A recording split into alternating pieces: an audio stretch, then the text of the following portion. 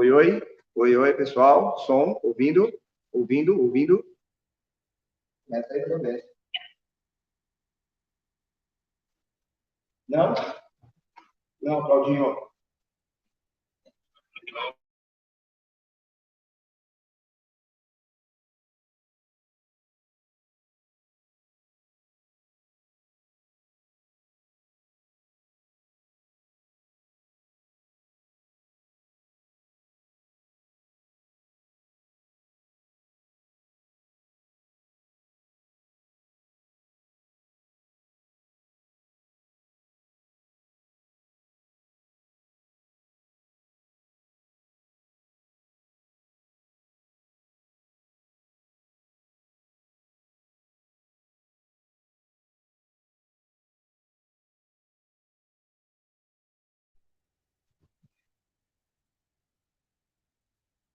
Bom, galera, agora acho que vocês estão me ouvindo.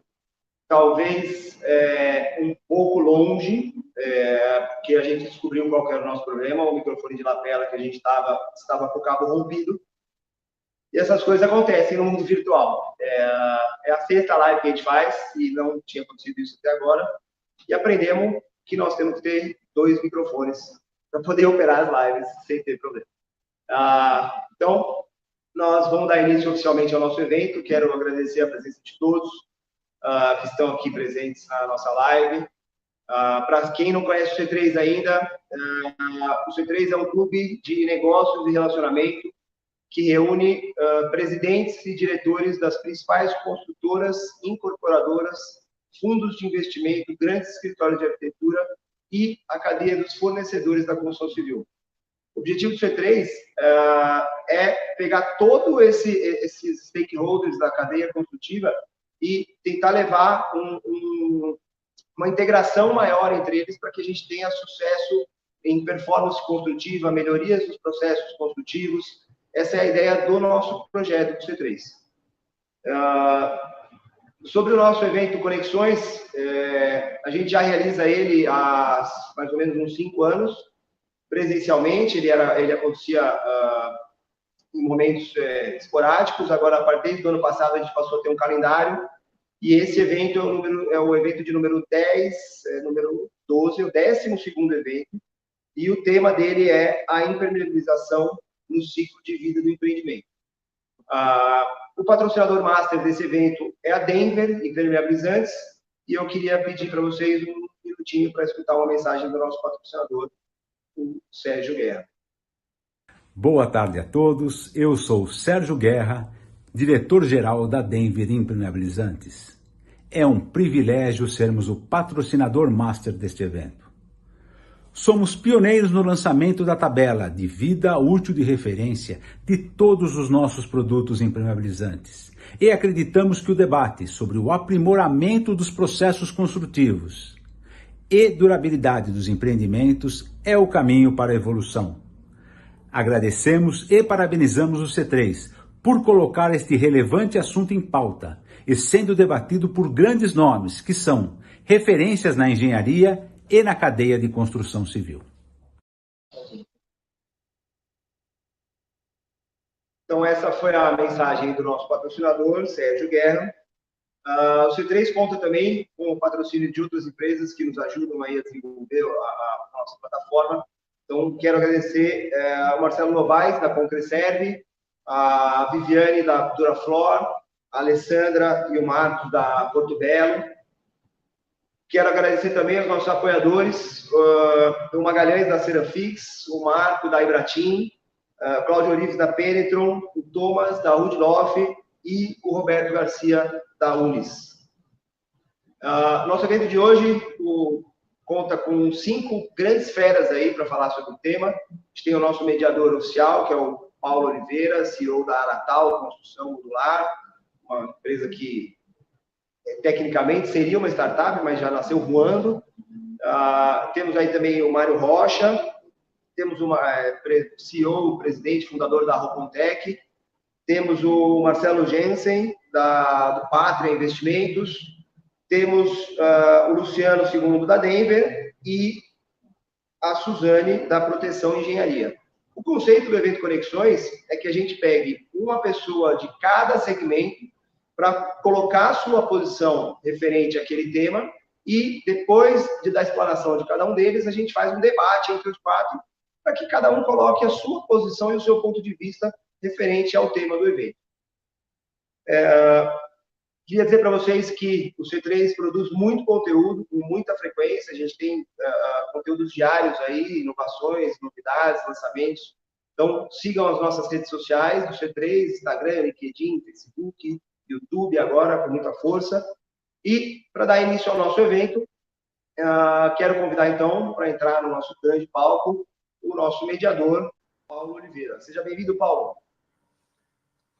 Boa tarde a todos. Obrigado, Rodolfo. É uma satisfação estar com vocês e agradeço o convite carinhoso do C3 de mediar mais esse evento. É um tema que, pela sua relevância, dispensa comentários. O Rodolfo já colocou muito bem aqui. A impermeabilização no ciclo de vida do empreendimento. Nós vamos ter visão de painelistas que são profissionais de primeira grandeza no cenário da construção, né?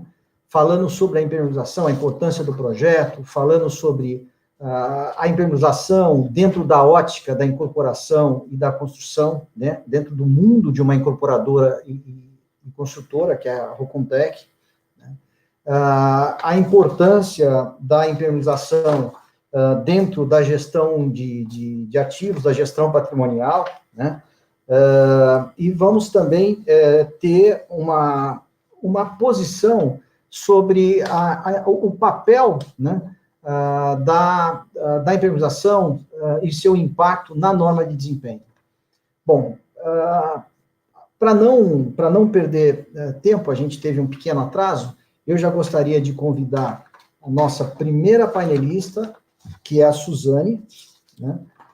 A Suzane Ascioli, ela é diretora regional do Instituto Brasileiro de Impermeabilização do Estado do Ceará, e é sócia fundadora da Proteção Engenharia. Suzane, a palavra é sua.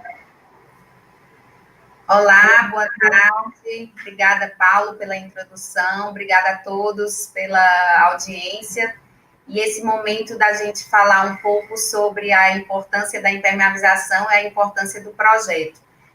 O projeto ele deve entrar na fase bem inicial, ainda com os projetos básicos de arquitetura e estrutura, para que nesse momento a gente possa sugerir algumas modificações, sejam eventuais modificações nos projetos da arquitetura e da estrutura, sobre a ótica da impermeabilização. Bem, primeiramente vamos definir o que é um projeto de impermeabilização sob a ótica da NBR 9575. É um conjunto de informações gráficas e descritivas que define integralmente as características de todos os sistemas de impermeabilização empregados em dada construção. Preste atenção que ele é bem amplo, né? Então, a gente precisa dar o devido cuidado para isso. Se você for ver uma edificação térrea, uma simples casinha, uma residência térrea simples, você já pode passar esse slide. Você já vê as interferências dos fluidos na forma líquida e vapor de várias maneiras, né? Você tem a chuva no telhado, você tem a chuva na fachada, você tem infiltração pelas esquadrias, você tem a condensação dentro do telhado, que é um ambiente úmido, você tem a condensação no banheiro, você tem a umidade por capilaridade. Então, se a gente tem tantas interferências assim numa edificação térrea, imagina numa edificação de subsolo, piscina, laje com playground, etc. E vale a pena salientar que as normas, elas, principalmente a norma de desempenho, ela não define o local que deve ser impermeabilizado, ela define que a edificação deve ter o desempenho da estanqueidade, para não causar doenças nem mal à saúde do usuário. Pode passar. Então, sendo assim, a contratação de um projeto de impermeabilização, ele possibilita o estudo de viabilidade e dimensionamento correto dos sistemas de acordo com as especificidades do empreendimento, ele proporciona a unificação dos orçamentos, ele proporciona uma facilidade para a fiscalização, a construtora, o executor tem como fiscalizar, já que existem umas premissas e os detalhes. Ele proporciona e antecipa os possíveis problemas que podem ocorrer durante a execução da impermeabilização, a definição das etapas de serviço. Por exemplo, você tem a impermeabilização de uma laje tipo e não sabe quem entra primeiro, se entra o reboco de gesso, se entra a impermeabilização, isso a gente pode prever e antecipar, certo? E uma das coisas principais que é a compatibilização com os outros projetos, né, de arquitetura, estrutura, elétrica e hidráulica. Pode passar. Para isso, a gente se utiliza das normas 9574, 75, a norma de desempenho e as normas específicas dos materiais e sistemas. A 9574 e a 9575, elas estão em revisão. Elas vão se juntar e vêm bem mais completas e bem mais específicas. Bem, como critérios para a elaboração de um projeto de impermeabilização, pode passar o slide. A gente consegue verificar que o projeto de impermeabilização, ele tem que atender os requisitos de desempenho e as normas específicas, isso como condição sine qua non, certo? Tem que recorrer à máxima racionalização construtiva, sempre observando a cultura de uso do cliente do local. Eu tive a oportunidade de participar do projeto de impermeabilização de um grande shopping center em Manaus, no Amazonas, e lá eles tinham uma laje de cobertura bem grande, e de início eu tentei especificar sistemas como poliureia, só que o cliente disse que não tinha aplicador, não tinha, os aplicadores ficavam no eixo São Paulo, Sudeste e Sul, eles não tinham conhecimento, então acabei de preferir a cultura de uso do cliente do local. Também, como critério, a gente tenta adequar aos subsistemas e elementos componentes do edifício, sempre prestando atenção às fachadas, às esquadrias, telhados, pisos, fazer uma compatibilização geral. E, por final, sempre prestar atenção no custo, certo? Ele tem que ter um custo compatível com o empreendimento. Eu tenho um cliente que diz que só tem empreendimentos tipo A, ele tem tipo A, AA ou AAA, mas ele só tem tipo A. Mas o custo tem que estar sempre na escala de escolha dos sistemas de impermeabilização. Bem, próximo slide. O que mudou, certo, com a norma de desempenho? Antigamente, nós, projetistas e construtores, estávamos focados somente na garantia legal. Ou seja, a gente dimensionava sistemas para atender a garantia dos 5 anos. Com a norma de desempenho, em 2013, ela já veio mencionando alguns critérios de VUP que, para lajes manuteníveis com quebra de revestimento, que são justamente as lajes impermeabilizadas com piso, as piscinas, as coberturas utilizáveis, elas devem ter mínimo, para atender mínimo, 20 anos. Intermediário 25 e superior 30, ou seja, fora a garantia, agora os sistemas devem ser dimensionados para que atendam essa VUP de 20 anos. Bem, e para atender e para ter esse desempenho, quem são os autores e quem são as pessoas responsáveis, né? Então, isso próximo slide, por favor. Isso é vamos dizer, uma obra de mão quádrupla, né? Começa com o incorporador, que ele define inicialmente as diretrizes gerais, que tipo de VUP ele quer, se é a mínima, intermediária ou superior, ele identifica se ele vai querer lajes manuteníveis com quebra ou sem quebra, ele vai investir numa qualidade de execução, de adequação de projetos. Então, ele ele participa nesse momento com os requisitos iniciais que, juntamente com as VURs fornecidas pelos fabricantes, fazem com que o projetista defina os sistemas para atender as VUPs da norma de desempenho. Então, depois que o projetista faz um projeto, o construtor, cabe a ele a responsabilidade de executar os sistemas e comprar materiais de acordo com o projeto e as especificações do projetista. E, por último, o cliente usuário tem a participação nesse processo em fazer as manutenções preventivas para que essa VUP atenda o requisito inicial projetado no projeto de impermeabilização e requerido pela norma de desempenho. Próximo slide. Bem rapidamente, aqui a gente mostra um fluxograma de como é feita essa coleta de dados no projeto de impermeabilização.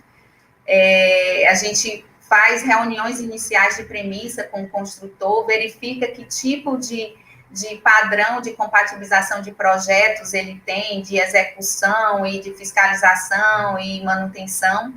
Isso gera desenhos e propostas de sistemas que, depois de apresentados e avaliados, vão gerar detalhes específicos, cortes, o manual descritivo e o manual de manutenção. Como exemplo, no próximo slide, por favor, a gente coloca um questionário que a gente envia para o cliente. Esse questionário foi desenvolvido pelo IBE, certo? Ele está no guia da norma de desempenho, que por acaso já está até em revisão, mas a gente coloca para o construtor, incorporador, perguntas sobre qualidade de projeto, qualidade de fiscalização, de execução, de manutenção, se o projeto dele foi compatibilizado durante a fase do projeto, durante a fase de execução, se não teve fiscalização.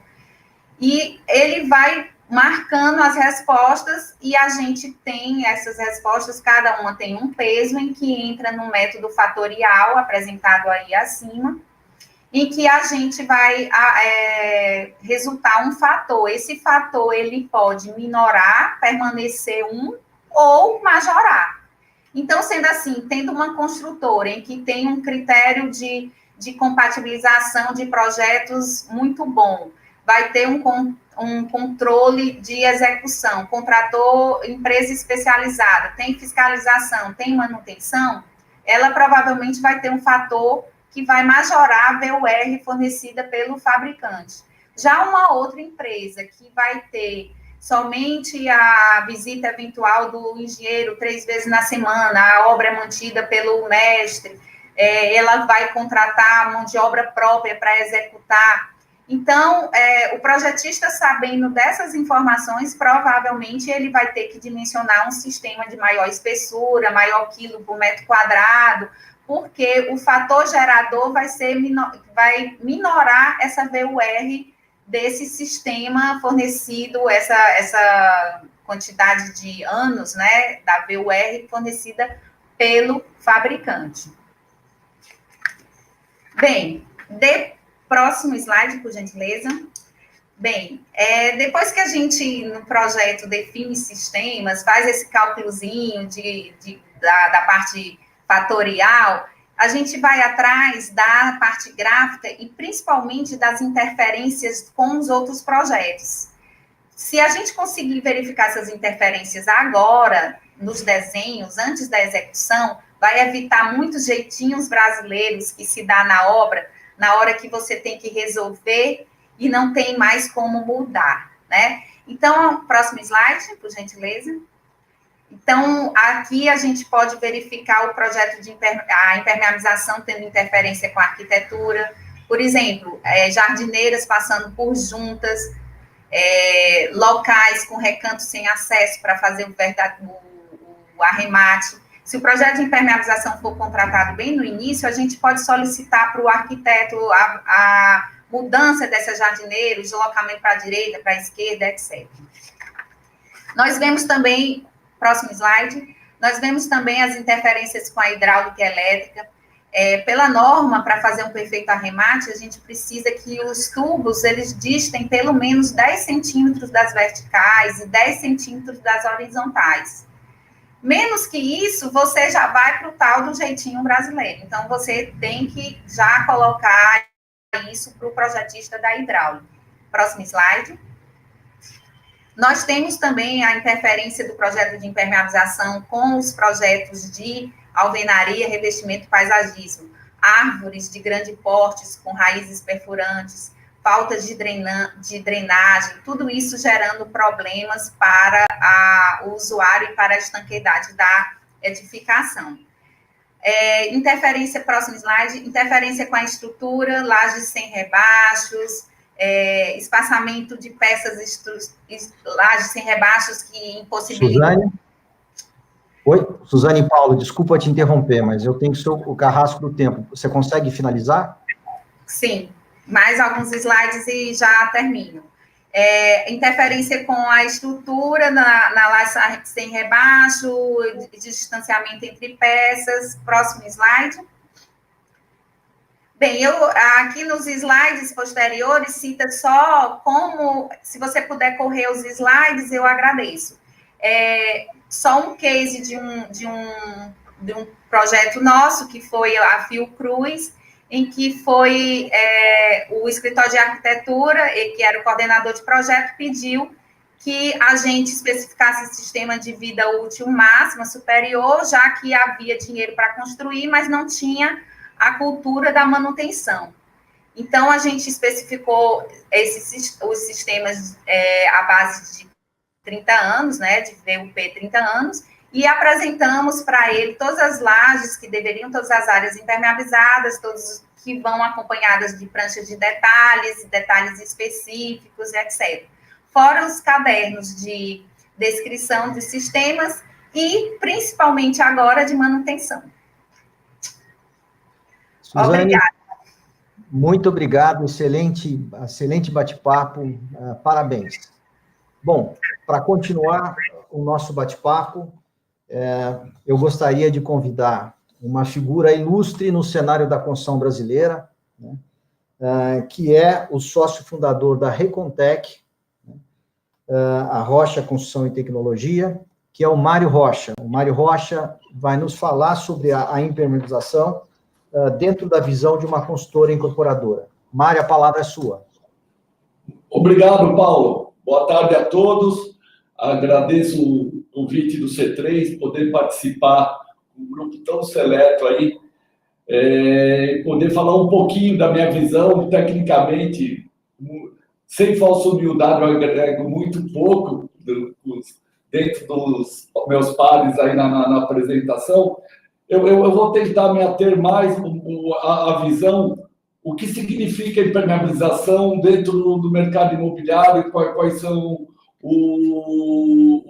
os pontos que refletem positivamente e negativamente, né? Primeiro seria a nossa, que eu chamei aqui de responsabilidade social. Tá? Só uma historinha, quando a gente começou a Recontec, a gente contratou uma consultoria que me fez redesenhar toda a empresa.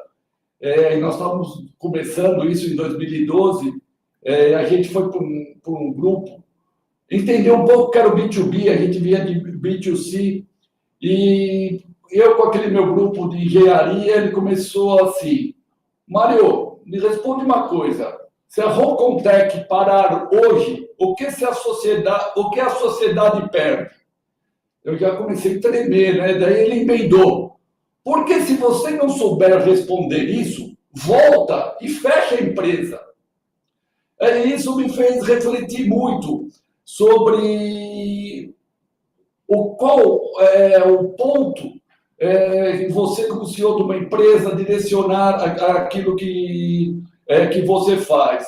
E hoje a Recontec busca muito trilhar nesse caminho de gerar valor para a sociedade, que nós chamamos aqui de projeto Empresa Válida. Tá?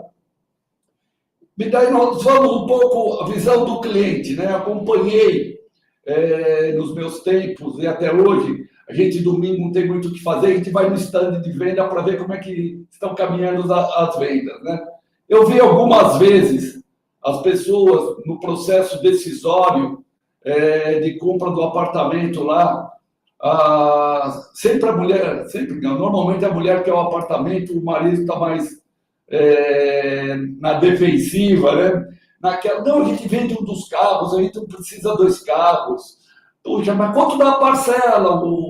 Se eu vender o carro, o corretor calcula lá, se você der mais 30 mil de entrada, a parcela cai de 6 mil para 5.300. e vai, mas ainda está duro, mas a gente não precisa jantar todo final de semana fora, tal. E depois que assina, compra o imóvel, normalmente volta com os filhos, os pais, para mostrar.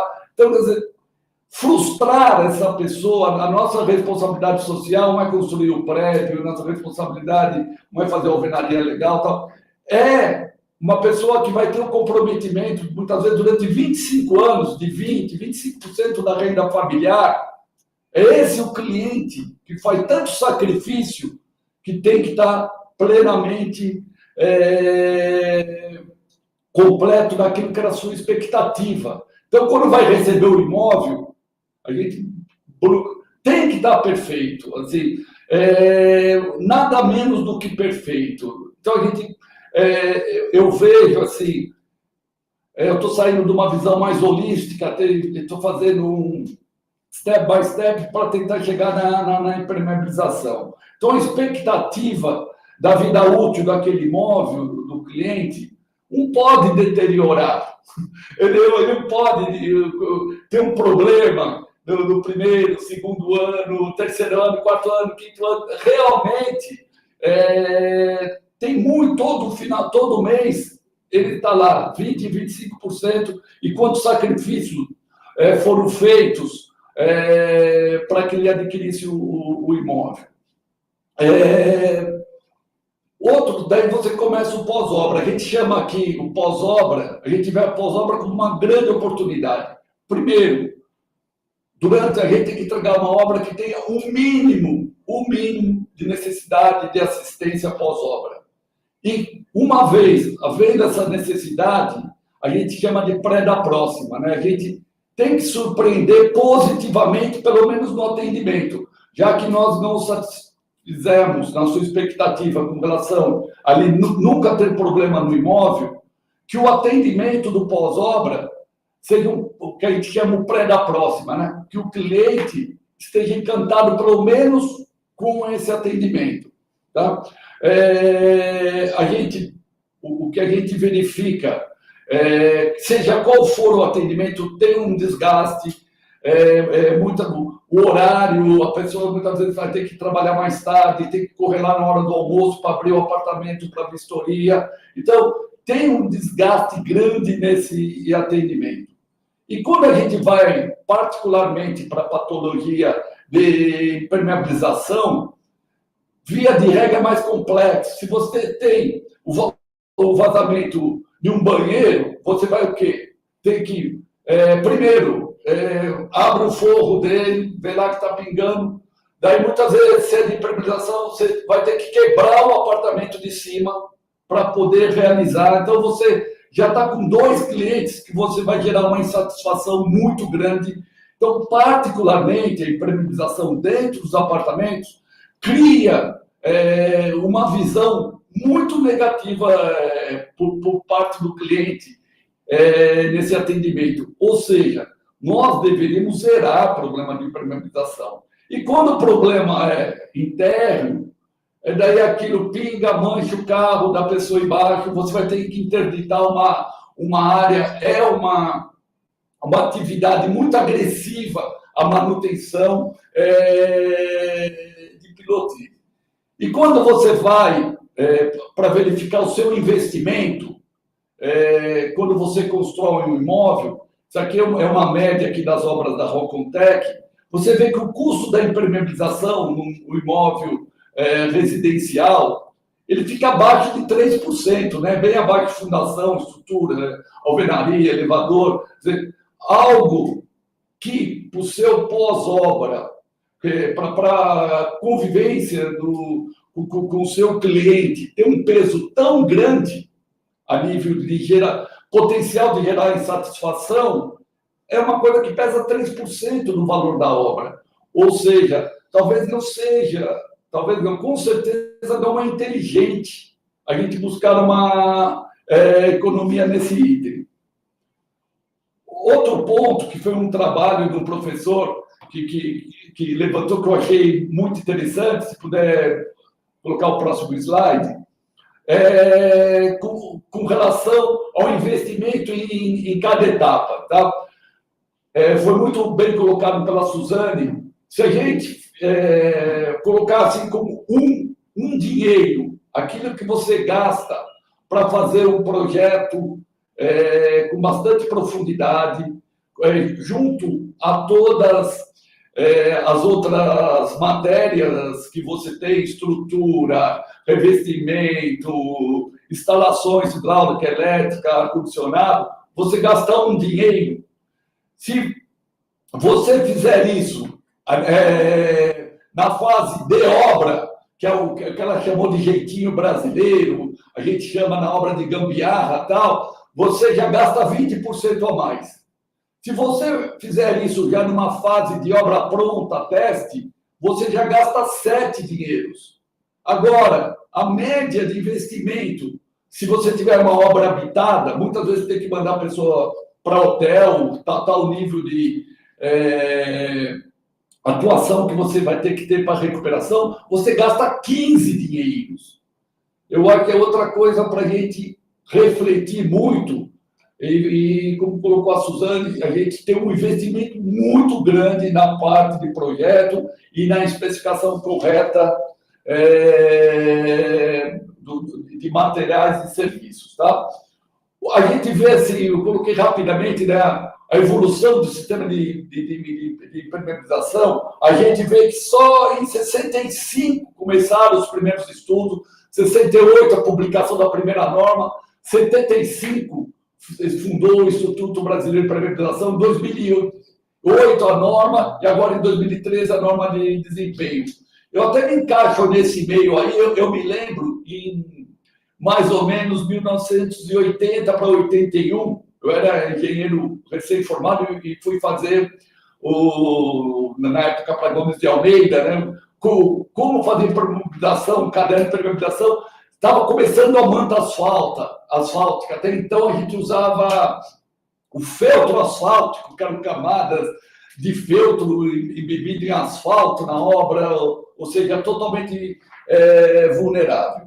Quando a gente vai para a patologia, isso é a publicação do Siduscom 2019, aqui está mais relacionado não ao número de problemas, mas o quanto custa a solução dos problemas, e aí entra esse ponto que é a impermeabilização. Muitas vezes você tem que interditar um apartamento, ou interditar 2 apartamentos, tal.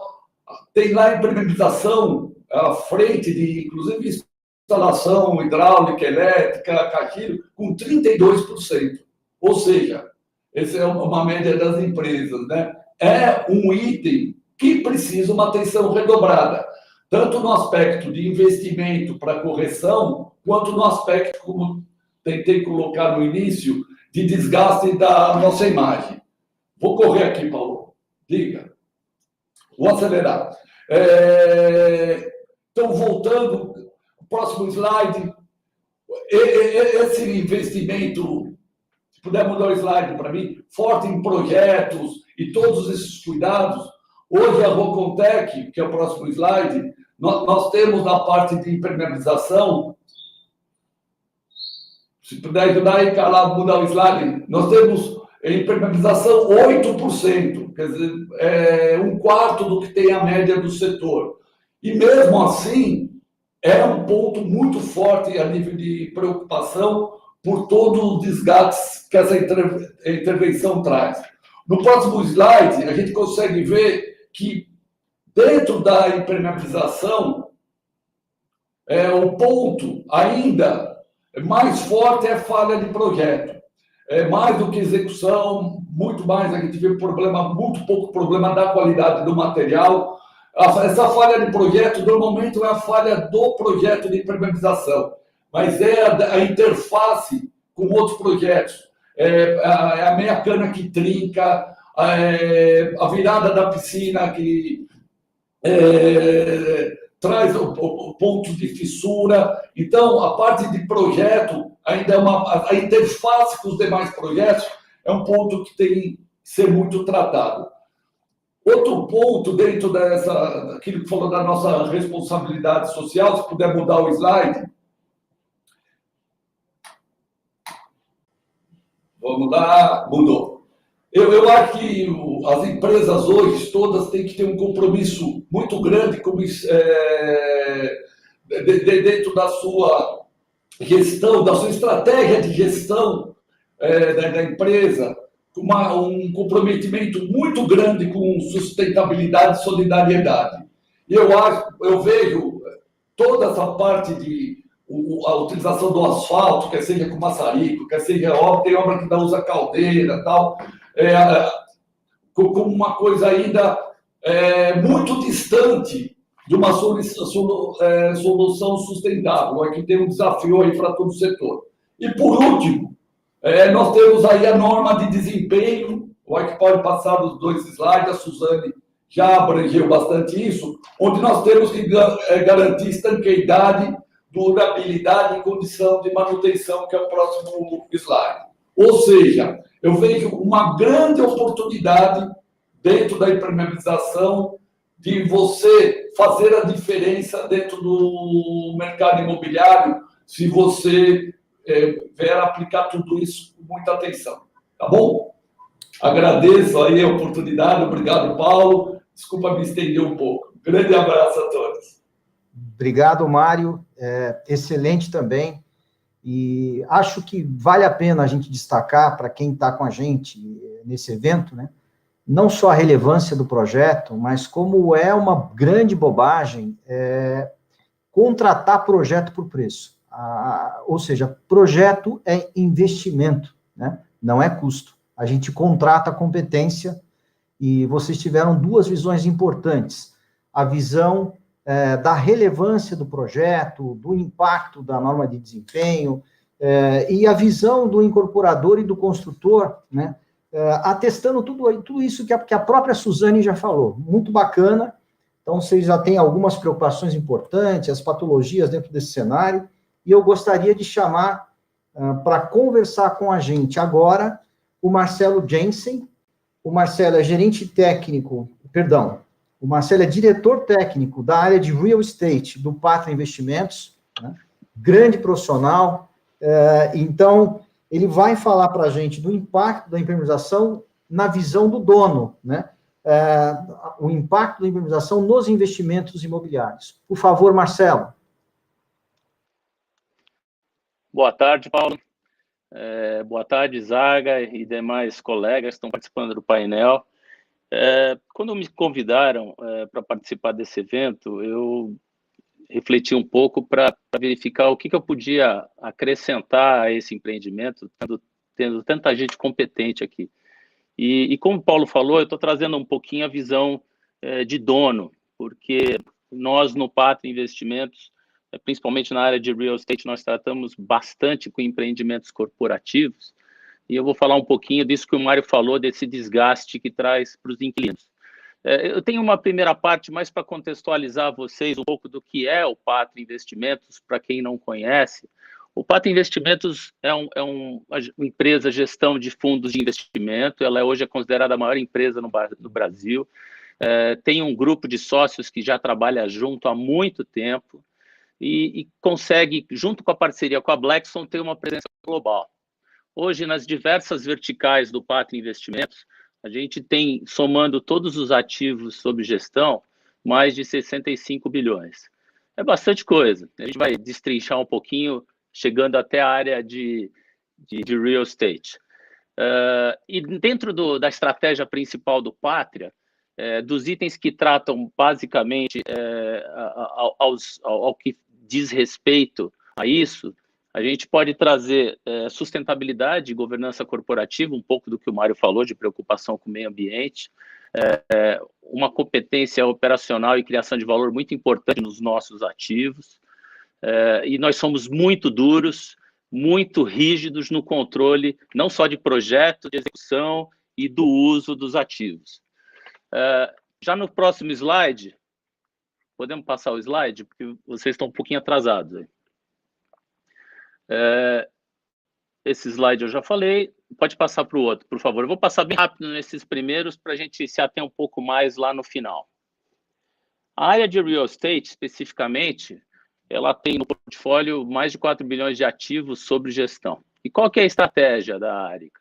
basicamente, o desenvolvimento e a gestão de ativos, além da aquisição de ativos, olhando no Brasil inteiro e atento a todo tipo de oportunidade que, de uma forma ou de outra, você tem o ativo imobiliário como lastro de investimento. E a gente tem todo tipo de empreendimento imobiliário. Nós temos escritórios, galpões logísticos, galpões refrigerados. A gente ainda tem as companhias, né? Que eu vou falar um pouquinho mais para frente quais são essas companhias. A gente já trabalha há algum tempo, a gente já trabalha, muitos de nós trabalhamos há mais de 10 anos juntos, isso faz bastante diferença na sinergia com o time. E temos diversos modelos de investimento. Eu acho que do mundo, do ambiente de real estate, eu sou da área imobiliária, né? Eu fui estagiário do Mário. O Mário é um grande professor de muitos de nós aqui. E eu tive a oportunidade de trazer um pouco do conhecimento da área técnica para dentro do ambiente do mercado financeiro.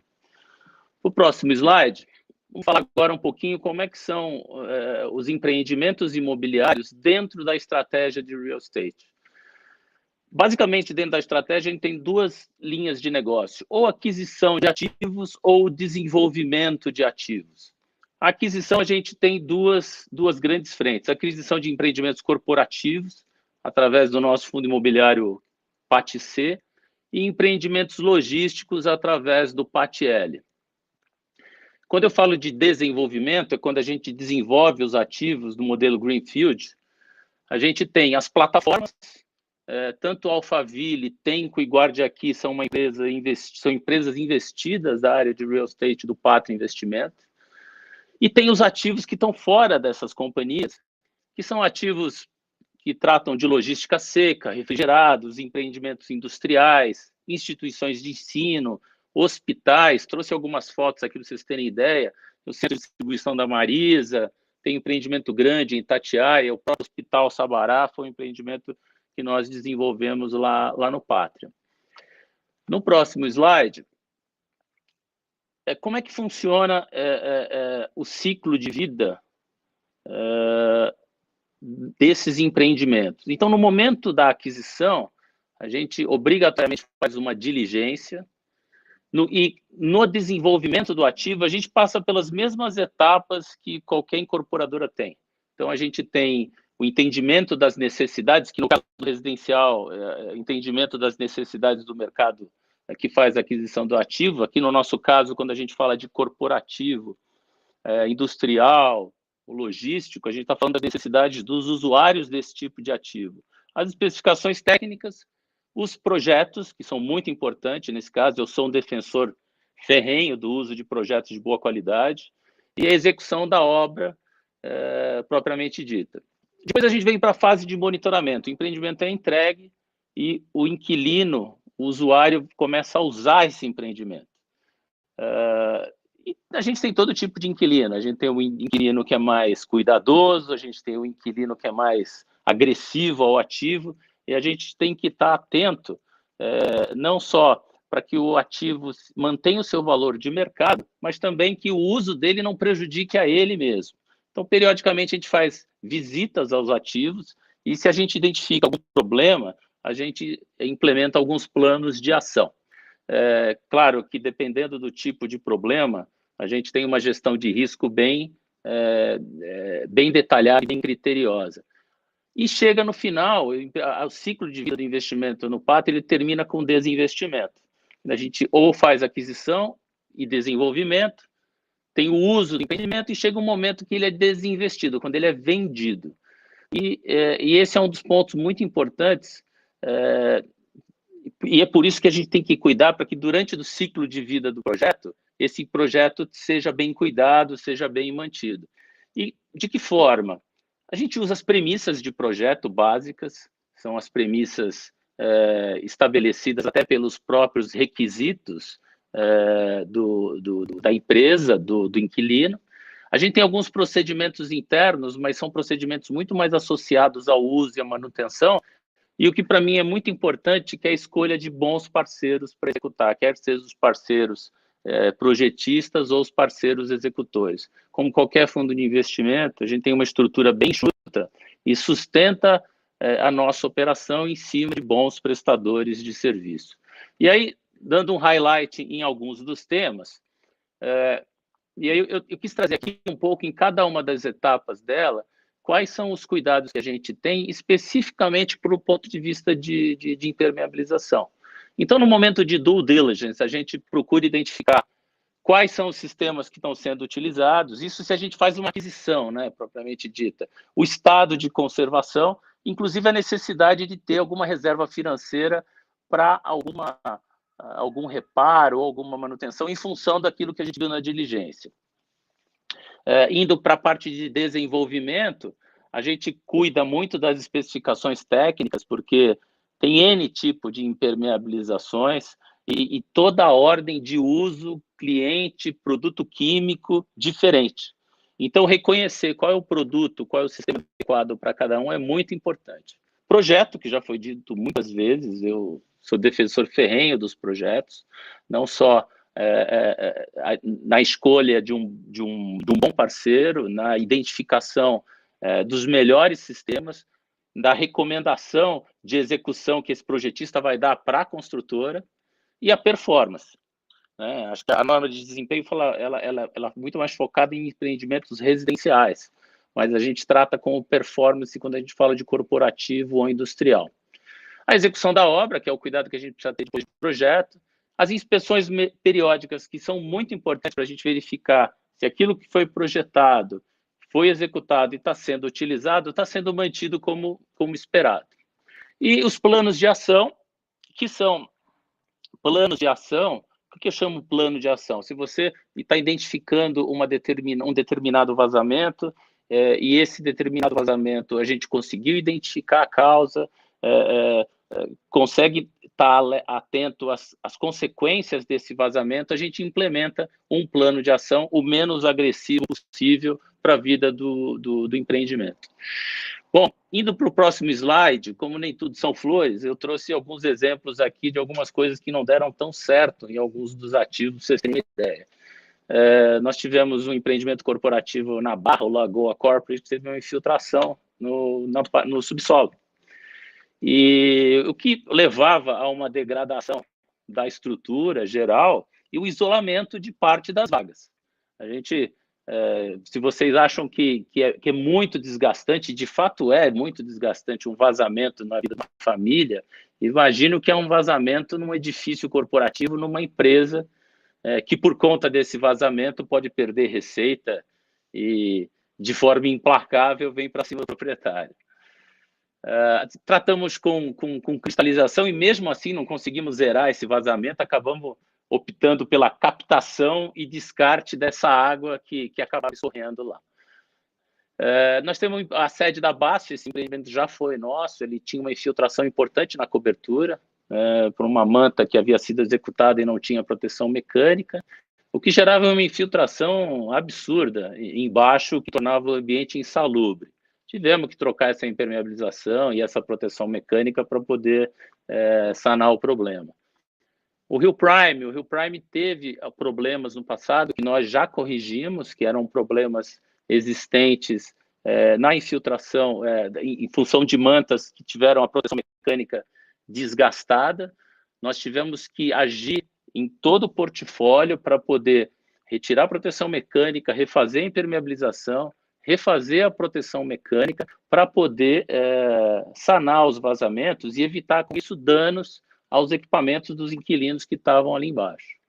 Atento, que era um call center bem importante, que ficava ali no Belenzinho, esse prédio era um prédio muito antigo e ele foi retrofitado. E nesse retrofit, a impermeabilização ela acabou não sendo bem executada, o que deu um problema muito grande de infiltração, que acabou tendo que interromper todas as operações da Atento. Imagina um call center parado, sem funcionar por conta de um vazamento. E o IBMEC, que é o IBMEC prédio lá no Rio de Janeiro, nós tínhamos esse prédio nós já vendemos também, tinha uma laje de cobertura exposta ao tempo, que era acessado pelos estudantes, e teve uma falha importante de execução, que gerava um vazamento muito grande. A gente teve que tirar todos os revestimentos e refazer toda a impermeabilização. E aí, com base até nesse histórico que eu falei para vocês, esse é o último slide, eu vou ser bem rápido para passar a bola para vocês que conhecem mais. Vou trazer um pouco para vocês terem uma ideia dos impactos que um mau sistema de impermeabilização, quer seja porque ele é mal projetado ou mal executado, pode causar. Desgaste com o inquilino, primeiro. É um desgaste muito grande, não só pela questão emocional que um vazamento traz, mas pela questão financeira. Muitos de infiltrações dessa ordem pode acontecer em cima de CPDs, em cima de equipamentos, em cima de produtos armazenados. Eles podem fazer com que essas operações de inquilino sejam interrompidas. E vocês podem imaginar qual é o tipo de consequência que isso dá. Quando isso acontece, muitas vezes a gente não é preparado, a gente não está contingenciado para o tipo de reparo. Não só para o custo do reparo, mas para o custo de uma eventual indenização. Né? Como o executor é a primeira, quando a gente liga para alguém, a primeira pessoa que a gente liga para quem executou, apesar de o problema ter nascido em projeto ou ter nascido com um produto, esse executor acaba, com esse executor a gente acaba tendo bastante desgaste, porque imagina depois de 2, 3 anos chamar ele para voltar para corrigir. Bom, falar em interrupção de operações, a perda de receita, e eu digo perda de receita porque quando acontece uma interrupção na operação, esta empresa acaba não conseguindo faturar e, consequentemente, ela vai virar para nós e falar, bom, como eu não consigo faturar, eu vou ter que rever com você o valor que eu pago de locação. Dá para vocês imaginarem como é difícil isso. Ainda tem a questão da depreciação e o risco de imagem. Uma empresa como o Pátria não pode correr o risco de ter riscos de imagem associado a todos os itens para cima que eu comentei. E à direita, quais são os principais pontos de atenção que eu cuido bem de perto para que esses impactos do lado esquerdo não aconteçam. Primeiro, no momento da diligência, isso é uma coisa que eu confesso que a gente é muito mal informado a respeito disso, de como fazer aquisição de ativos e poder avaliar a impermeabilização desses ativos no momento da aquisição. Há que ter uma evolução nesse cenário. O custo-benefício. Por que eu falo do custo-benefício? Eu falo do custo-benefício aqui já olhando para desenvolvimento, porque nós estamos falando de investimento, não estamos falando de custo. E quando você fala de investimento, você tem que ter do lado um retorno.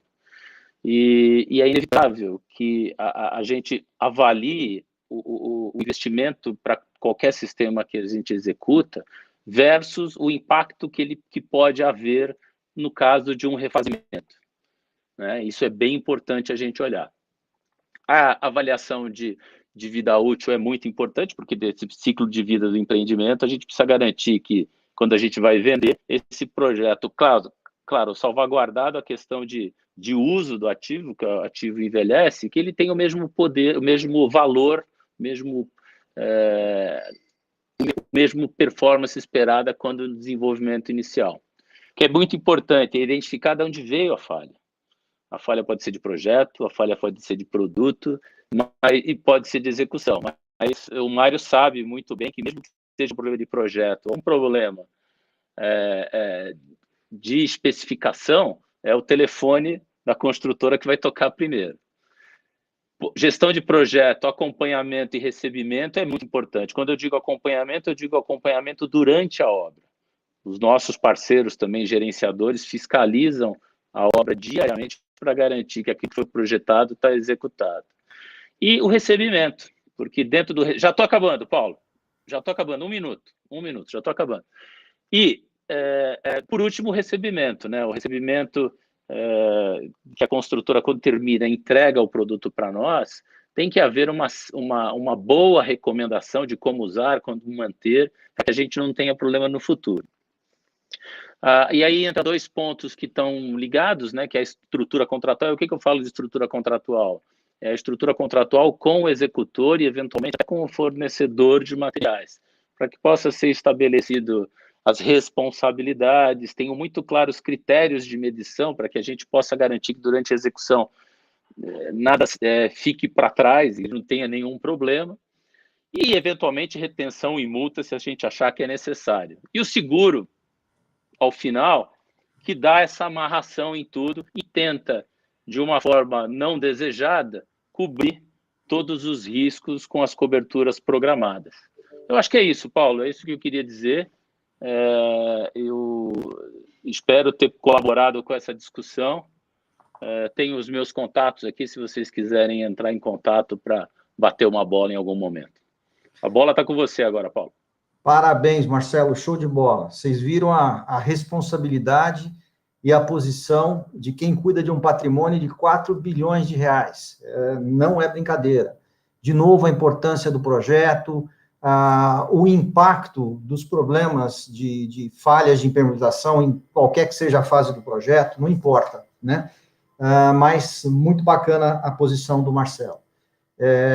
Eu, às vezes, estou aqui, gente, olhando para baixo, é que eu estou no celular, eu tenho um back-office aqui, recebendo perguntas e dando um feedback sobre as coisas que a gente está fazendo, tá? Mas eu estou absolutamente ligado no que a gente está fazendo aqui. Bom, eu gostaria de chamar agora para conversar com a gente o Luciano II, da Denver. O Luciano é gerente técnico da Denver Impermeabilizantes, tem uma história e tanto no mundo da impermeabilização, já passou não só por empresa de impermeabilização, como por construtora, né? Então, ele tem um olhar importante e afinado, e eu encomendei para ele uma questão importante, dentro dos 10 minutos dele, falar também sobre a relevância da homologação dos fornecedores, dos aplicadores, tá certo? Palavras com você. Boa tarde, né? Boa noite a todos, né? Deixa eu ir rapidinho aqui com o meu tema, eu vou falar um pouco sobre a norma de desempenho, né? Começando essa norma, ocorreu os primeiros estudos em 2000, a primeira edição veio em 2007, porém, ela só foi publicada em 2013. Olha o tempo, né, que levou para ocorrer essa publicação. Mas aí a gente está falando, agora nós estamos em 2020, né? O que aconteceu, né, para hoje nós estarmos aqui falando de impermeabilização? Porque a impermeabilização começou lá em 2000, quando ela foi publicada. Tudo isso que foi discutido, que está sendo discutido aqui, já estava na norma, que agora também está sendo revisada, né? E aí eu tenho uma opinião bastante particular quanto a isso. Eu acredito que demorou porque teve que acontecer, vem acontecendo aí quebra de paradigmas, né? E isso leva tempo, né? Porque a impermeabilização, aquele serviço que custa de 1 a 3%, na obra, é um serviço, a impermeabilização é uma arte, né? É um trabalho artesanal. Então, muita gente não dá importância para isso. Esteticamente, não oferece quase nada, a não ser algumas que ficam expostas, mas a grande maioria fica escondida sobre acabamentos. Então, essa visão mudou e vem mudando, porque a impermeabilização, quando ela é mal executada, aí pode ser por uma consequência do projeto, do produto, da mão de obra, ele pode virar um monstro, a impermeabilização pode virar um monstro. E aí são custos altíssimos, porque sempre tem acabamentos caros, em grandes quantidades, deteriorização da estrutura, perda da saúde, né, da saúde do usuário, e tem uma coisa que não dá para mensurar, né, que é a insatisfação do cliente. A impermeabilização sempre pinga na mesa do presidente, né? Sempre que alguém liga, fala, pingou na mesa do presidente. Então, sempre bastante difícil, né? Tá resolvendo a impermeabilização. Então, eu acredito que essa demora é justamente por causa dessa consciência, dessa quebra de paradigmas. E aí, a gente indo para a norma de desempenho, A norma de desempenho trata de alguns requisitos como segurança, habitabilidade, sustentabilidade, que eu nem vou tocar no assunto aqui, porque senão a gente vai virar aí a madrugada. Então, para hoje, o que eu destaquei? 2 tabelinhas. A C2, né, que eu quero que coloca ali algumas categorias, né, de vida útil de projeto, e aí eu quero focar no 2, que é a manutenível, né, porque grande parte das implementações estão focadas nessa categoria. A categoria 3 é uma que eu tenho a impressão que, depois de termos subido alguns degraus, nós vamos ter que descer para poder tratar, que é a área não manutenível, né, que estão ali, porque a gente impermeabiliza também as fundações. Então, é uma área que precisa ter uma atenção especial. Um caixão perdido, né, onde tem impermeabilização embaixo e em cima, sempre se falou no mercado, né, nós vamos colocar uma impermeabilização mais simples embaixo e a melhor em cima. Com essa situação de não manutenível, essa implementação tem que cumprir com o tempo da estrutura. Então, a melhor teria que estar embaixo, mas isso é para depois. Vamos focar na 2, na manutenível. Então, indo para a manutenível e indo para a tabela C6, para a próxima tabela, o que acontece? Aquela área manutenível, né? Esse é só um pedacinho da tabela C6, referente à impermeabilização, e ainda eu tirei uma parte que trata de juntas, rejuntes, porque aí ela é considerada com vida útil mínima, intermediária, superior de 4, 5 e 6 anos. Eu trouxe esses 2 pontos, por quê? Porque hoje é assim que nós estamos trabalhando com a impermeabilização, é assim que nós estamos fazendo nossos trabalhos, o guia do IBE que está sendo revisado, está trazendo dessa forma, aonde existe a manutenção sem quebra de revestimentos e a manutenção com quebra de revestimentos. E aí, se você não tem quebra de revestimentos, a gente está indo para 8, 10 e 12, e com quebra, a gente está indo para 20, 25 e 30. Poxa, aí, quando a gente fala de 8, 10 e 12, está muito parecido com o que a gente pratica hoje no mercado, né? Porém, quando a gente fala 20, 25 e 30, isso acho que causou um susto no mercado, porque 30 anos é muito tempo. Vamos fazer um exercício aqui. Pega a idade que você tem hoje e coloca 30 anos. Quantos anos você vai ter? Então, é tempo à beça. O que a gente precisa fazer para chegar nessa idade, né? Então, o que acontece quando a gente se depara só com essas 2 planilhinhas, com esses 2 itens? Aparece um monte de dúvidas no mercado. E aí a gente fala, eu vou usar 10, 12, 25, como é que eu devo escolher a impermeabilização? Todos os fabricantes vão ter a mesma vida útil, né, de referência, a VUR. Posso decidir sozinho? Não, gente. É uma equação complexa de se resolver. Mas eu vou tentar ser sucinto e falar rapidamente os pontos que mais que são necessários para a gente entender melhor o que acontece. A norma, ela vem e fala de VU, né, que é a vida útil, simplesmente. O que é a vida útil? Período de tempo em que um edifício ou seus sistemas, elementos e componentes se prestam às atividades para as quais foram projetadas e construídos. É isso. É o que se espera daquela construção, né? E tudo que está dentro dela. Porém, a vida útil é o tempo estimado, porque se é estimado, tem diversos outros fatores que influenciam nessa vida, né? Nessa vida útil. Que pode ser, como a Suzane já falou, como outros amigos aqui já falaram, pode estar ligado a projeto, qualidade, fiscalização, como são feitas as proteções mecânicas, se está exposto a intempéries, as manutenções, né, que hoje está sendo muito faladas, e a condição de exposição dessa camada impermeável, né? E aí, o interessante aqui é a VUR, né? Porque se você pegar a norma de desempenho, não tem a VUR. Só que, para se fazer o método fatorial, você tem que ter uma base, você tem que ter um ponto de partida. E aí, pessoas do mundo da impermeabilização, juntamente com o IBE, fizeram um estudo, trouxeram uma norma de uma ISO, né, de edifícios e bens construídos, que é a ISO 15686, e fizeram esse estudo, onde são uma norma de 10 partes, onde a 8ª parte fala de vida útil de referência. E aí veio essa vida útil de referência, que é responsabilidade do fabricante. O fabricante, por ele ter conhecimento dos seus produtos, ele sabe aonde aplicar o produto e quais são as melhores condições que deve ser aplicado. Então, a VUR é a base para a VUP, para a vida útil de projeto. Então, é muito importante para os projetistas.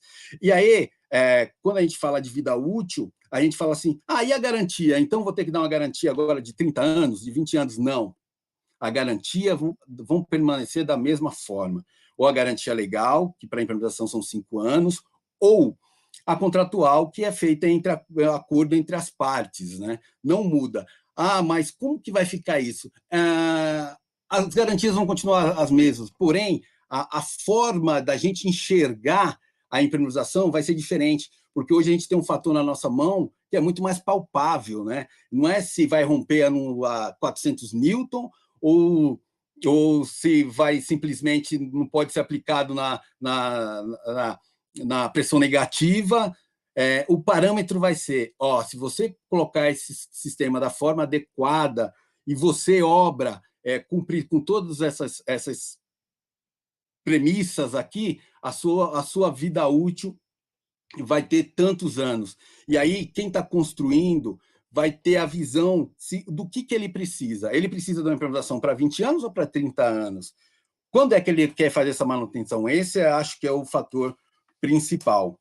E aí, falando tudo isso, o que vem à tona? É o desempenho. A gente, hoje em dia, a gente está pensando em desempenho. E os produtos impermeabilizantes, para ter desempenho, ele tem algumas coisas que a gente não pode deixar de pensar, que é resistir a cargas estáticas e dinâmicas, a movimentos, né, de dilatação e retração do substrato, resistir à degradação ocasionada por influências climáticas e térmicas, se vai ter ataque químico, biológico. A gente tem que saber as pressões hidrostáticas, né, da onde está vindo essa água, a água de percolação, coluna d'água, a umidade do solo, apresentar aderências. O produto que precisa ter aderência, ele precisa estar aderido, se é flexível, se é a resistência e estabilidade física química. E claro, gente, nada disso acontece se não existir o projeto. O projeto precisa existir. Sem projeto não tem VUP. Vida útil de projeto, de quê? Não tem. E aí, tudo isso vai por água abaixo. Então, é muito mais uma conscientização do que nós queremos e do que nós precisamos. Claro que nós gostaríamos o Paulo, sempre eu aprendi essa frase com o Paulo, né? Não é um céu de brigadeiro, né? A gente ainda não está nesse estágio, mas a gente tem que procurar as melhorias, né? E aí, resumindo, como hoje se busca isso, localiza a área, essa área vai ter proteção ou não? E aí eu já sei quais idades que eu vou trabalhar, quais são as condições dessa área, a estrutura, o tamanho, a exposição a intempéries. A partir daí vem a especificação do que usar, que vai estar na mão do projetista dos melhores casos, né? Estou acabando, Paulo. Dos melhores, o que nós gostaríamos para o mercado, né? Que todas as obras tivessem projeto. Mas, infelizmente, isso ainda não acontece. Então, isso não acontecendo, as pessoas envolvidas na implementação têm que levar, né? Por isso que uma live dessa é tão importante, para o conhecimento ir fluindo e alcançando as pessoas. Tá? E, para finalizar, as responsabilidades. A norma fala algumas responsabilidades, mas eu quero falar responsabilidades diferentes do que a norma fala. Do fornecedor, que eu acho que está forçando o fornecedor a procurar sempre melhores opções, melhores produtos, para que ele continue competitivo, né? Hoje está surgindo aí construções novas. Ontem eu assisti uma live muito legal, de construções modulares, impermeabilização, estrutura seca, e isso força a melhoria. Projetistas que estão acostumados, né, que tem aquela vontade, né, por conhecer alguns sistemas, de estar especificando. Vamos ver, esses sistemas que vocês sempre trabalharam, eles atendem a essas idades? Será que não temos que buscar outras opções no mercado? Incorporadores e construtores, vocês que estão acostumados a também usar sistemas, porque sempre trabalharam com eles, será que esses sistemas que vocês usam se enquadram no que a norma solicita? Será que não é necessário rever o que está sendo utilizado, apesar de dar certo? Se acontecer algum problema e for judicialmente, você vai ter condições de provar que está dentro do que a norma solicita? Usuário, ele está responsável pela manutenção. Será que ele sabe disso? Será que ele não faria outras escolhas se ele soubesse que ele está responsável por essa manutenção, operação e manutenção? E a norma não fala de aplicador, né? Engraçado, né? O aplicador que dá a garantia do serviço na obra. É ele que compra o material, ele que aplica e ele que dá a garantia. E ele é do duelo, geralmente ele é o ponto mais fraco. E aí eu falo, eu acho que a norma vem para colocar um pouco de pressão nesses executores, falar, opa, 30 anos, 25 anos, o que eu preciso melhorar para que eu consiga chegar, né, consiga fazer um trabalho com essas idades? Isso é o que eu tinha para estar falando da improvisação ligada à norma. Obrigado, Luciano, parabéns, muito bom. É importante esse ponto final, né, e eu queria chamar a atenção dos meus amigos do setor, da indústria e do IB, porque de nada adianta tudo isso se a gente não trabalhar fortemente um sistema criterioso de treinar, capacitar e homologar os aplicadores. Isso é muito importante para que a gente consiga, de fato, transferir o desempenho do sistema para o produto aplicado. Mas mais um conteúdo de qualidade entregue pelo C3, pelo Conexões. Espero que vocês estejam gostando e a gente vai dar início às perguntas, aos debates. Então, quem não fez as perguntas ainda, por favor, as faça, que a Renata vai passando para mim aqui, né? Então, eu queria começar com uma primeira pergunta, que é do Marcos Maran. Na verdade, ele pede um comentário do Marcelo Jensen. Ele diz o seguinte: Marcelo, a maneira de mitigar riscos pode ser o comissionamento na fase de obra e o retrocomissionamento durante a operação e uso. O comissionamento também engloba a análise da documentação. Você quer comentar, Marcelo, por gentileza?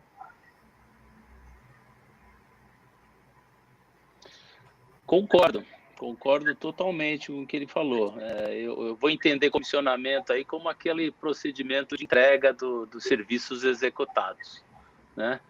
Apesar de impermeabilização não ser um equipamento, eu vou entender que comissionamento seria isso.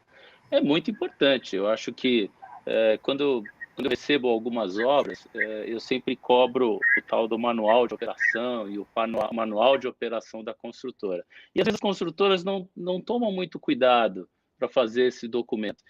E para mim, esse é a Bíblia que eu acabo usando depois para cuidar e para gerir o ativo. Então, é muito importante essa entrega, esse comissionamento que foi dito aqui, e que apesar que a gente tenha algum conhecimento, como a responsabilidade da manutenção é do inquilino, é do usuário, ele precisa ser adequadamente orientado a como fazer essa manutenção, como ter esse uso, porque depois lá na frente, quando tiver o vazamento, ele for ligar para a gente, eu vou falar assim, vem cá, você fez o que estava escrito lá no plano de manutenção, que foi indicado pela construtora, você fez o que devia ter feito? Ah, não fiz. Então, você não fez, aí fica difícil. Então, é muito importante essa fase, não só para que a gente consiga endereçar diretamente corretamente essa questão de responsabilidade, mas que também prepare ele para a correta manutenção. Legal, Marcelo. O Marcos completa, mas eu acho que você já falou, não sei se você quer enfatizar, como está a prática desse tipo de trabalho nas aquisições e na fase de uso dos empreendimentos?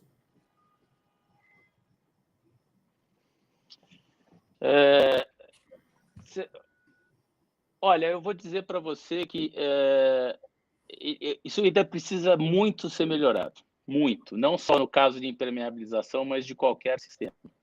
Acho que essa pergunta, de uma forma ou de outra, complementa a anterior, né? Sem falar em projetos, deixando de lado o projeto e a execução, o recebimento e a manutenção é fundamental para reduzir o volume de dor de cabeça que você vai ter no futuro. Né? Perfeito. Então, isso é muito importante. Legal, Marcelo. O Rolim Freitas, essa pergunta eu gostaria de dirigir para a Suzane Ascioli.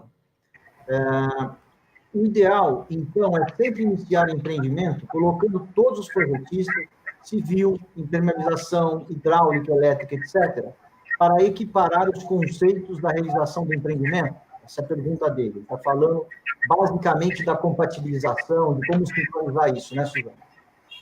Sim, com certeza. E isso é uma prática que cada vez está se tornando mais comum, os projetos nascerem juntos, inclusive utilizando a plataforma do BIM, certo? Já para a gente compatibilizar as diversas matérias.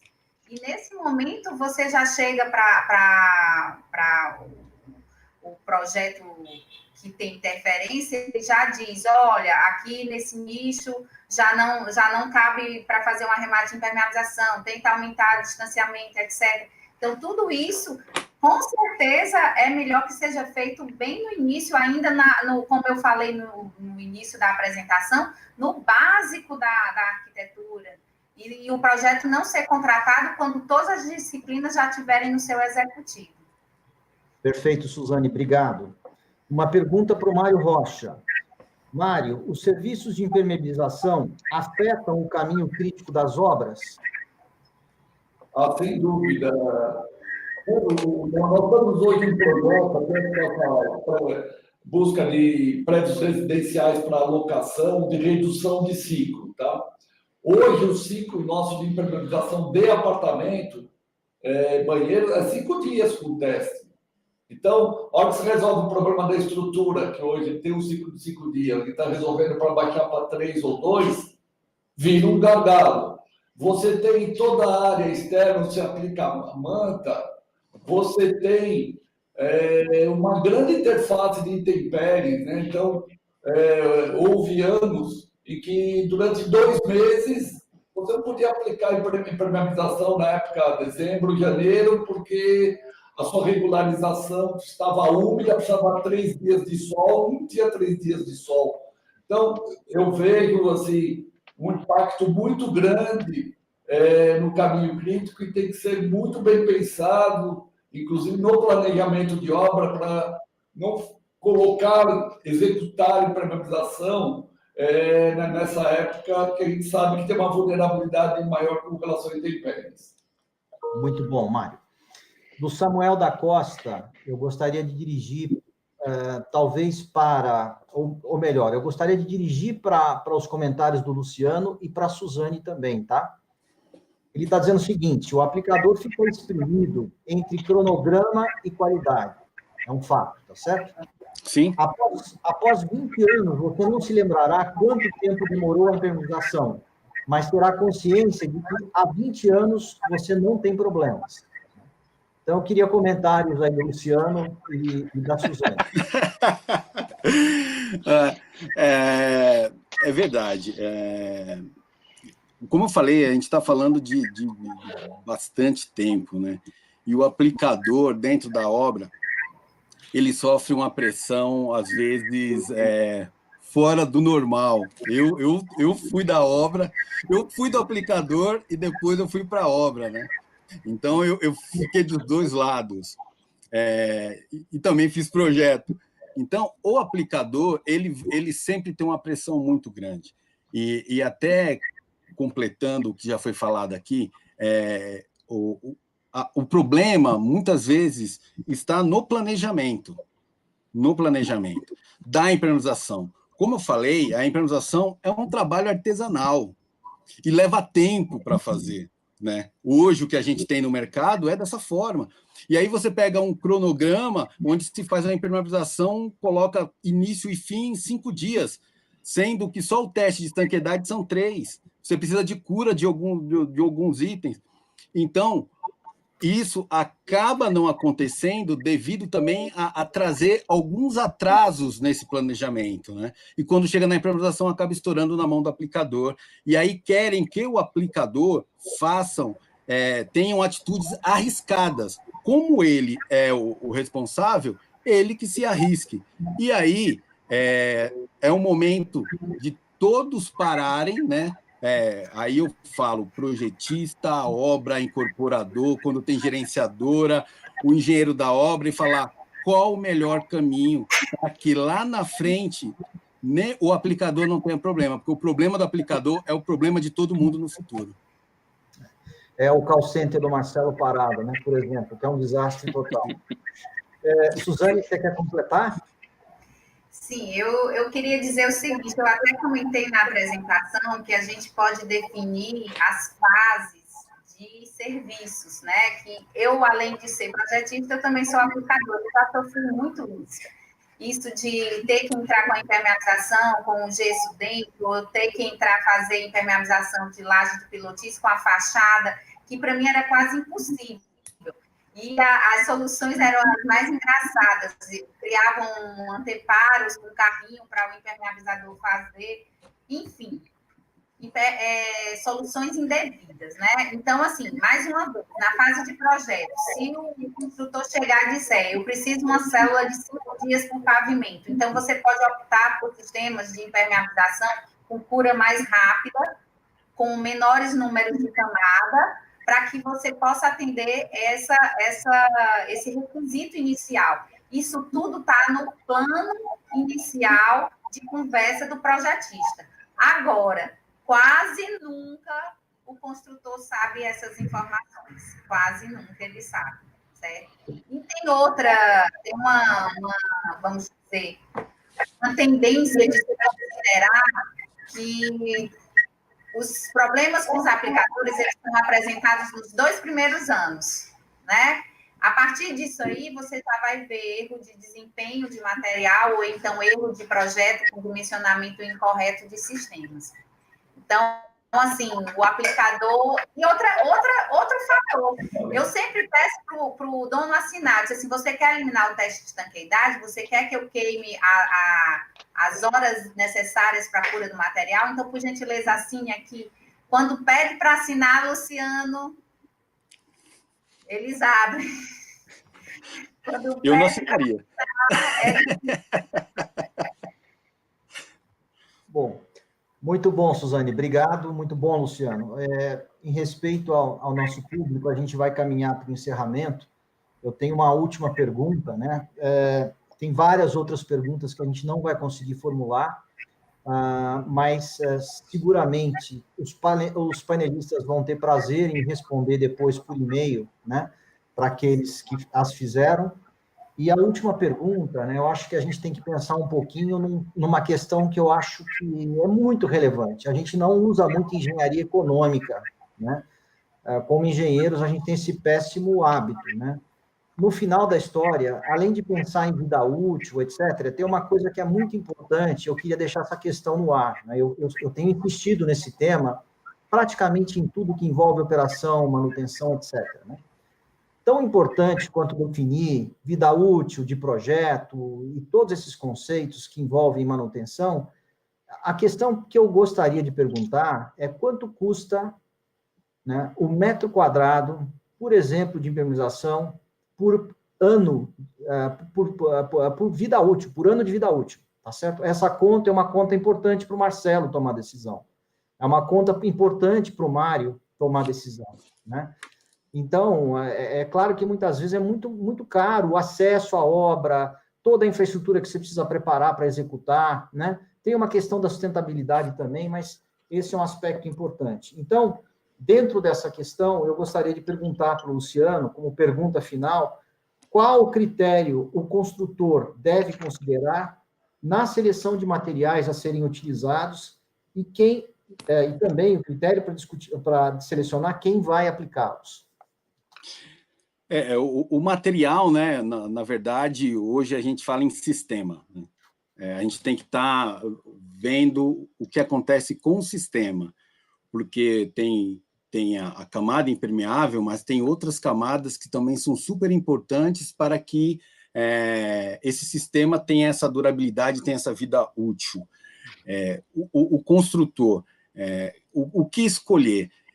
Antes eu acho assim que não estava explícito essa questão. Eu acho que todo mundo até sabia quanto tempo durava. A gente estava sempre fui muito apegado à garantia, né? 5 anos, e às vezes pedia 10 anos, já o mercado já entrava em alvoroço, porque para 10 anos eu tenho que ter pelo menos 15 anos, mas isso acabou. Isso tá claro, se você pegar até as nossas informações da Denver hoje no site, a gente abriu mão, colocou lá quanto é o filme de filme seco, qual é o consumo, tá tudo lá. Então, para quem vai construir, eu acho que hoje avaliar. Eu estou construindo, eu quero que a minha impermeabilização atinja quanto tempo de vida útil, porque isso hoje vai estar claro, vindo do fabricante e de quem for fazer o projeto. E aí ele vai tomar as providências para que aquela vida útil seja majorada, né? Antes a gente estava apegado a requisitos de norma, né? Espessura, resistência à tração, alongamento. Hoje não, a gente tem um parâmetro muito mais palpável. Quanto tempo vai durar essa impermeabilização? A partir daí, eu acho que dá para escolher com muito mais facilidade o que eu quero. E quem vai executar? São aqueles que hoje entendem esse cenário do que está acontecendo, que é um cenário onde não vai ter mais decisões unilaterais, vai ter que ser decisões em grupos, o fabricante conversando com o projetista com o construtor, e com quem for aplicar. Esse cara que tiver inserido, que entender que ele é um dos mais importantes, mesmo não sendo muito citado, é o que melhor vai executar a obra. Perfeito, Luciano. Bom, então a gente está caminhando para a finalização. Vocês viram que quando a gente junta um time de feras, aí o que sai, né? Belíssimo conteúdo. Parabéns para os painelistas e para o C3. E eu queria chamar o Rodolfo para fazer o encerramento do nosso evento. Obrigado, pessoal. Valeu, Paulo. Valeu, Marcelo. Valeu, Suzane, Mário, Luciano, pessoal, principalmente nosso patrocinador aí, Denver. Paulo também, que a gente está no desgaste, que é o trabalho que dá a conseguir aglomerar todos esses temas e levar um conteúdo de qualidade. Então, fica aqui o meu agradecimento a todos vocês, panelistas. Fica aqui o meu agradecimento a vocês também que assistiram, acompanharam essa live. Quem não conseguiu ter a pergunta respondida, manda para nós por e-mail, contato@c3clube.br, que a gente vai ter o maior prazer em responder. Pode mandar no YouTube também, que a gente acompanha todas as perguntas. E muito obrigado, boa noite, até a próxima live. Um abraço. Tchau. Tchau. Obrigado.